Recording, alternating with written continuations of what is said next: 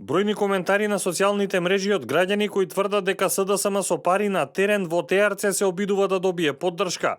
Велат дека опозицијата на овој начин сака да ги придобие луѓето во недела да гласаат за нив. Ваквите тврдења на граѓаните се во насока на тезата дека се работи за сценарио за подкуп на гласачи со идеи кои одат во полза на една етничка група. Жителите на ТРЦ повеќе пати изјавуваат дека не гледаат потреба за прегласување и дека изборите биле фер и демократски. Велат дека не дозволуваат омаловажување преку подкуп и дека прегласувањето е непотребно. Мирно беше, добро беше, све уред беше.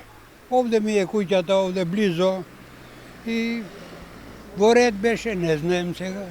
Некој дали сака намерно тоа да направи, не знаем. Атмосферата беше мирна, демократски, стварно без никакви проблеми. Јас се чудим зашто е ова малтретирање на луѓево, зашто без веза, по моје мислење, зашто сум бил активен тој, знаем дека немал никакви проблеми. Мислим и нема да влијае нешто за изборите, само перење на мозок.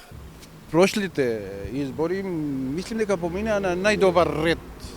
Ми можем да заклучим дека биле едното од најдобрите. Види, во ТРЦ било мирно. Мирно беше добре. Отлично беше. Па немаше проблеми такви, а сега унутрашна комисија ние не знаеме, али меѓутоа ние како гледавме мирно беше тој дан.